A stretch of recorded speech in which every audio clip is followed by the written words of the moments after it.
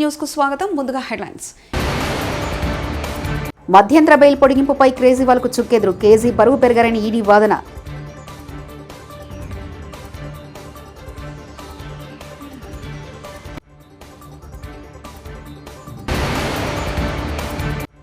Vivekananda rock memorial వద్ద తిరువళ్లూరుకు నివాళులర్పించిన ప్రధాని మోదీ తన ఏకాంతవాసును ముగించారు.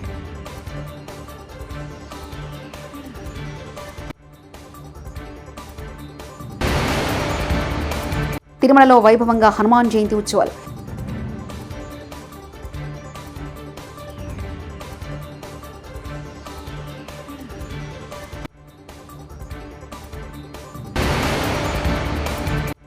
విదేశీ పర్యటన ముగించుకొని కుటుంబ సమేతంగా సీఎం వైఎస్ జగన్ ఇవాళ విజయవాడ చేరుకున్నారు.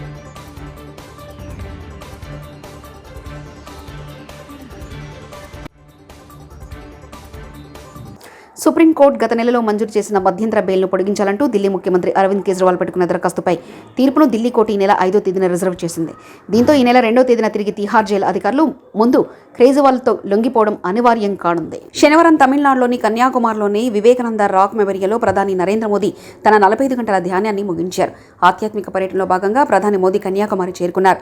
పూజ్యమైన హిందూ తత్వవేత్త స్వామి వివేకానంద భారత్ మాత గురించి దైవదర్శనం చేసుకున్నారని విశ్వసించబడే ధ్యాన మండపం వద్ద అతను ధ్యానం చేస్తున్నారు. ఇది లోక్సభ ఎన్నికల చివరి దశ పోలింగ్ ముగింపుతో సమానం ఉంది. పురాణాల ప్రకారం పార్వతీదేవి కూడా శివుని కోసం ఎదురు చూస్తూ అదే ప్రదేశంలో ఒక పాదంతో ధ్యానం చేసింది. ఇది భారతదేశంలోని దక్షిణాది కోన, ఇంకా ఇది భారతదేశ తూర్పు మరియు పశ్చిమ తీర ప్రాంతాలు కలిసే ప్రదేశం. ఇది హిందూ మహాసముద్రం, బంగాళాఖాతం మరియు అరేబియా సముద్రం కలిసే ప్రదేశం. కన్యాకుమారికి వెళ్లడం ద్వారా ప్రధాని మోదీ దేశ సమైక్యతను చాటుకున్నారు.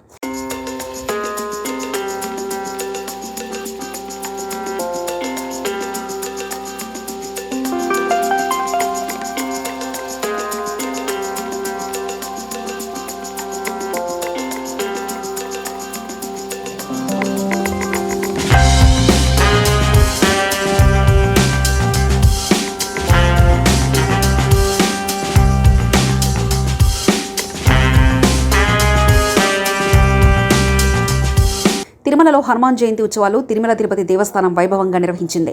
హనుమంతుడు జన్మస్థలంగా ప్రకటించిన అంజనాద్రిలో ఉదయం బాలాంజనేయ స్వామి వారికి ప్రత్యేక పూజలు, అభిషేకాలను నిర్వహించి నైవేద్యాలు సమర్పించారు. అనంతరం శ్రీవారి ఆలయం ఎదుట ఉన్న బేడి ఆంజనేయ స్వామి ఆలయంలో ప్రత్యేక పూజలు, అభిషేకాలు నిర్వహించారు. జపాలి తీర్థంలోని హనుమంతుడికి అభిషేకాలు, నివేదనలు నిర్వహించారు. జపాలిలోని హనుమంతుడికి తిరుమల తిరుపతి దేవస్థానం తరఫున ఈవో ధర్మారెడ్డి పట్టు వస్త్రాలు సమర్పించారు. మొదటి ఘాట్ రోడ్లోని 7వ మైల్ రాయి వద్ద ప్రసన్న ఆంజనేయ స్వామి వారికి పూజలు చేశారు. తిరుమలలో ఈ నెల 5 వరకు హనుమాన్ జయంతి ఉత్సవాలను తిరుమల తిరుపతి దేవస్థానం ఘనంగా నిర్వహించనుంది.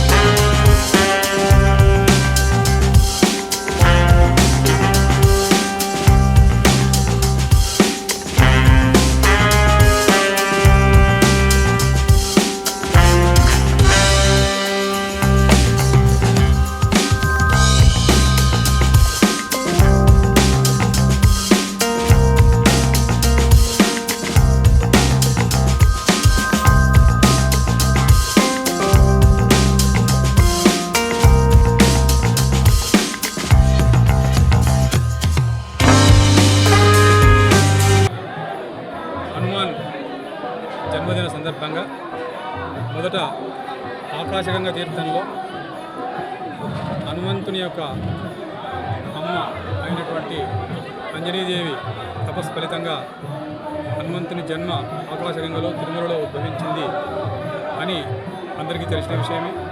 అక్కడ బాలాంజనేయ స్వామి వారికి, అంజనీదేవికి ఈరోజు పొద్దునే 8 గంటలకు అభిషేకం చేయడం జరిగింది. అభిషేకానంతరం అర్చన కూడా జరుగుతుంది. తర్వాత చాపాలి తీర్థంలో త్రేతాయుగంలో చాపాలి మహర్షి అయోధ్య నుంచి తపస్సు చేసుకోవడానికి తిరుమల కొండకు వచ్చి తపస్సు చేస్తూ ఈ చాపాలి తీర్థంలో హనుమంతుల వారు ప్రత్యక్షమై, ఆ హనుమంతుల వారి ప్రత్యక్షమైన సందర్భంగా హనుమంతుల వారి ప్రత్యక్షాన్ని పురస్కరించుకొని జాపాలి మహర్షి ఇక్కడ హనుమంతుని విగ్రహాన్ని ప్రతిష్ఠించారు. త్రేతాయుగం నుంచి జాపాలి క్షేత్రంలో హనుమంతుడు విశేష పూజలు అందుకుంటున్నాడు. తిరుమల క్షేత్రాన్ని ఆయన గురువైనటువంటి వెంకటేశ్వర స్వామిని కొలుస్తూ ఇక్కడ అలరిస్తూ. ఆంధ్రప్రదేశ్లో కూటమి ప్రభుత్వం అధికారంలోకి రావాలని పిఠాపురంలో జనసేన అధినేత పవన్ కళ్యాణ్ అఖండ మెజార్టీతో విజయం సాధించాలని ఆ పార్టీ కార్యకర్త ప్రత్యేక పూజలు చేస్తున్నారు. జనసేన కార్యకర్త ఈశ్వర్ తిరుమల జపాలి తీర్థానికి పొర్లు దండాలతో వెళ్లి మొక్కులు చెల్లించుకున్నారు. హనుమాన్ జయంతి సందర్భంగా ఆకాశగంగా జలాశయం మెట్ల నుంచి జుబాలి తీర్థానికి పొర్లు దండాలతో వెళ్లి స్వామివారిని దర్శించుకున్నారు.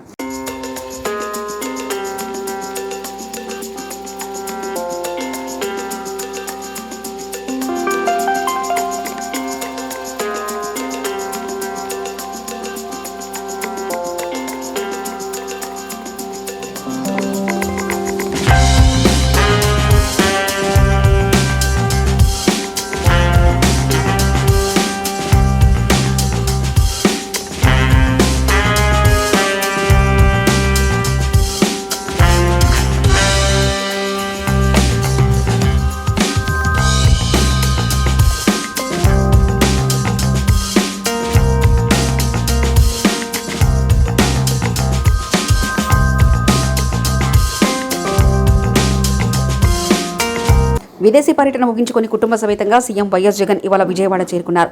ఈ సందర్భంగా గన్నవరం విమానాశ్రయంలో సీఎం వైఎస్ జగన్ కు పలువురు మంత్రులు, ఎమ్మెల్యేలు, ఎమ్మెల్సీలు, పార్టీ నాయకులు, శ్రేణులు ఘన స్వాగతం పలికారు.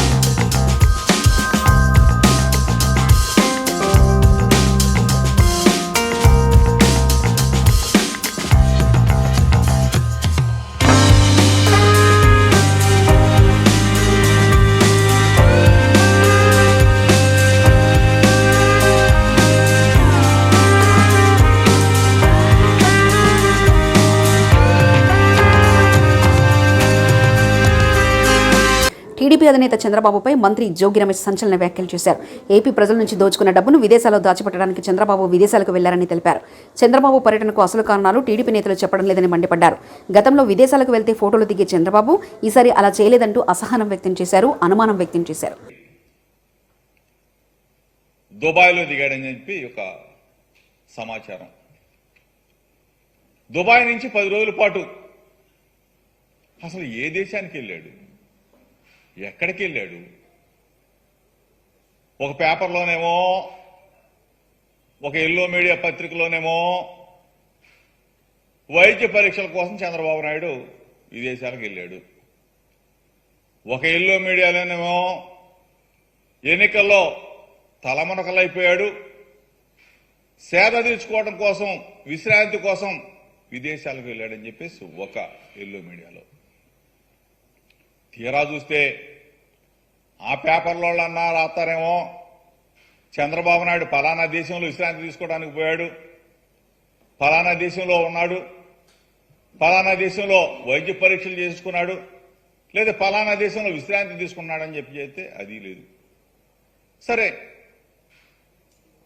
చంద్రబాబు నాయుడు తిరిగి వచ్చాడు. ఎక్కడి నుంచి వచ్చాడు? ఫలానా చోట నుంచి వస్తున్నాడు చంద్రబాబు నాయుడు అంటే అది లేదు. శంషాబాద్ ఎయిర్పోర్ట్లో చంద్రబాబు నాయుడు దిగుతున్నాడు. ఏంటి ఇంత రహస్యం? ఇంత గోప్యంగా ఉంచవలసిన అవసరం ఏంటి అని చెప్పి అడుగుతా ఉన్నాం. ప్రజలకి క్వశ్చన్ మార్కే, మీడియాకి క్వశ్చన్ మార్కే. చంద్రబాబు నాయుడు అసలు ఎక్కడికి వెళ్ళాడు ఏంటి అని చెప్పేసి ఆ దిక్కుమాల ప్రతిపక్ష నేతగా ఉన్నాడు కాబట్టి ఆంధ్రప్రదేశ్ ప్రజలకు కూడా ఒక క్వశ్చన్ మార్క్. ఈరోజు మేము ఏదన్నా మాట్లాడితే గగ్గోలు పెట్టే తెలుగుదేశం పార్టీ సోషల్ మీడియా ఇన్నిసార్లు అడుగుతా ఉన్నా కానీ కనీసం సమాధానం చెప్పటానికి కూడా ముందుకు రావట్లేదంటే అసలు దీంట్లో ఉన్న రహస్యం ఏంటి? చంద్రబాబు నాయుడు ఏ దేశానికి పోయాడో తెలీదు, ఎక్కడున్నాడో తెలీదు, విశ్రాంతి కోసం వెళ్ళాడో తెలీదు, వైద్య పరీక్షల కోసం వెళ్ళాడో తెలీదు, పెట్టుబడుల్ని ఆకర్షించటం కోసం వెళ్ళాడో తెలీదు, పెట్టుబడులు ఆకర్షితుడై పెట్టుబడులు పెట్టడం కోసం వెళ్ళాడో తెలియదు. నల్లధనం మొత్తం కూడా తీసుకెళ్లి ఎక్కడన్నా ఏ దేశంలో పెట్టాడో అది తెలియదు. దోచుకున్న డబ్బంతా తీసుకెళ్లి ఏ దేశంలో ఉన్న దాచాడో అది తెలియదు. ఈ పరిస్థితుల్లో హైదరాబాద్ నుంచి బయలుదేరాడు. శంషాబాద్లో సంగారెడ్డి జిల్లా ఆందోళన పట్టణంలో శ్రీ భూనీల సమేత రంగనాథస్వామి దేవాలయం వార్షిక బ్రహ్మోత్సవాలు కన్నుల పండుగగా జరిగాయి. శుక్రవారం అంగరంగ వైభవంగా రథోత్సవ కార్యక్రమాన్ని నిర్వహించారు. రథోత్సవంలో బ్రహ్మోత్సవాలు పూర్తయ్యాయి. ఈ సందర్భంగా ఆలయం వద్ద నూతన రథాన్ని అందంగా అలంకరించి వేద పండితులు పూజలు నిర్వహించారు. 10,000 కోట్ల విద్యుత్ భారాన్ని జరం నెత్తివేసే కుట్ర టీడీపీ రాష్ట్ర వాణిజ్య విభాగం అధ్యక్షులు డుండి రాకేష్ మీడియా సమావేశం. జాగ్రత్తగా ఎలక్షన్ కమిషన్ పరిధిలో వారి ఓటన్నిటిని కూడా భద్రపరచడం జరిగింది. ఎవరికి ఓటేశారు, ఏం ఓటేశారు అనేది కొద్దిగా ఓపిక పడితే అందరికీ తెలుస్తుంది. మరొక 3-4 రోజుల్లో జగన్మోహన్ రెడ్డి అనే వ్యక్తికి కూడా తెలుసు ఈరోజు జనం ఆయనకి ఎందుకు ఓటేయలేదు, జనం ఆయన్ని ఎందుకు చేదరించుకున్నారు, జనం ఎందుకు ఆయన్ని వద్దనుకున్నారు. చివరికి కుటుంబ సభ్యులతో సహా వైసీపీ నాయకులు కూడా మాకొద్దు ఈ జగన్ అని ఎందుకు అంటున్నారో యావత్ దేశానికి తెలుసు, యావత్ రాష్ట్ర ప్రజలకి తెలుసు. మరి అదేవిధంగా చూసినట్టయితే ఈ 4.5 సంవత్సరాల్లో వ్యాపారస్తుల్ని అనేక రకాలుగా పీల్చి పిప్పి చేయటమే కాకుండా ఈ వెళ్ళిపోతున్న ప్రభుత్వం పోతూ కూడా మళ్ళీ కరెంటు విద్యుత్ ఛార్జీలు పెంచి జనం మీద భారం మోపటానికి, వ్యాపారస్తులు నడ్డి విరచటానికి సిద్ధమైపోయింది. ఎందుకబ్బా ఇంత ఇబ్బంది వ్యాపారస్తులు కానీ కనుక మనం అగ్రజైతే ఈ వ్యాపారస్తులు అంటే జగన్మోహన్ రెడ్డికి ఒక్క నిమిషం కూడా పడదు. అతను ఒక్కడే వ్యాపారం చేసుకోవాలని ఒక్క జీవితం, అతను ఒక్కడే బాగుండాలని ఒక కోరిక తప్ప ఏ ఒక్కడు కూడా వ్యాపారం చేయకూడదని అతని యొక్క అంతిమ లక్ష్యం. మరి చూస్తూ ఉంటే కరెంటు బిల్లులు 250 వచ్చే కరెంటు బిల్లులు ఈరోజు 4,000, 5,000 వచ్చేదాకా వెళ్ళినాయి అంటే చిరు వ్యాపారస్తులు ఈరోజు బతికే పరిస్థితి ఉందా? ఎట్లా ఉంది ఈరోజు పరిస్థితి? ఇష్టం వచ్చినట్టు కార్పొరేషన్స్ ద్వారా అప్పులు చేస్తూ ఇష్టం వచ్చినట్టు నిధులు తీసుకొచ్చి ఆ నిధుల్ని ఎటు కావాలంటే అటు మళ్ళించుకోవటం, ఎటు కావాలంటే ఏదో చేసుకోవటం, అడ్డదిడ్డంగా ప్రభుత్వాన్ని అడ్డదిడ్డంగా తనకు కావాల్సినట్టు వాడుకునే. విజయనగరం జిల్లా శృంగవరపుకోట నియోజకవర్గంలో భక్తి శ్రద్ధలతో హనుమాన్ జయంతి వేడుకలు ఉదయం నుంచి ఆంజనేయ స్వామి వారికి హనుమాన్ మాలదారులు, మహిళలు ప్రత్యేక పూజా కార్యక్రమంలో నిర్వహించారు. హనుమంతుడు గొప్ప రామభక్తుడు. నేడు ప్రతి గ్రామంలోని శ్రీ రామాలయంతో పాటు ఆంజనేయ స్వామి వారికి ప్రత్యేక ఆలయాలు కూడా నిర్మించి అనునిత్యం పూజలు నిర్వహిస్తున్నారు. అపారమైన బలం, ధైర్యం మరియు అంచలమైన భక్తికి మారుపేరుగా హనుమంతుడు ప్రత్యేకంగా చేయవచ్చు. సకల జనుల సుఖ సంతోషాలను, శ్రేయస్సును ఆకాంక్షిస్తూ పలుచోట్ల హనుమాన్ చాలీసా, శ్రీరామ పారాయణ పఠనం గావించారు. హనుమాన్ జయంతి సందర్భంగా పలు దేవాలయాల్లో అన్న సంతర్పణ కార్యక్రమం మరియు ప్రసాద వితరణ కార్యక్రమం జరిగింది.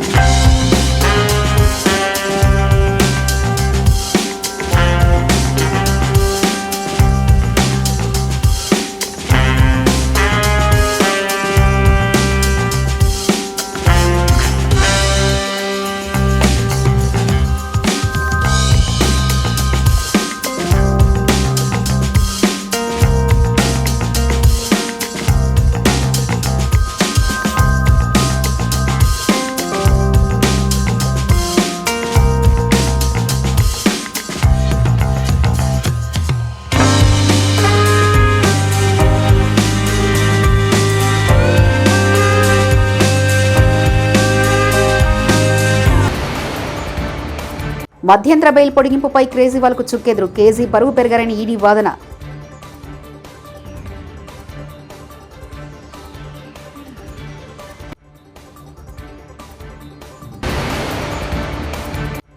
వివేకానంద రాక్ మెమోరియల్ వద్ద తిరువళ్లూరుకు నివాళులర్పించిన ప్రధాని మోదీ తన ఏకాంత వాసును ముగించారు.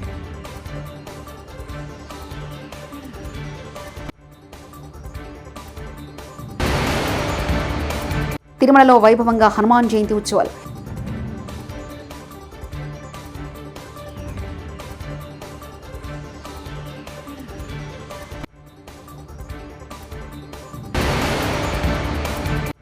విదేశీ పర్యటన ముగించుకొని కుటుంబ సమేతంగా సీఎం వైఎస్ జగన్ ఇవాళ విజయవాడ చేరుకున్నారు.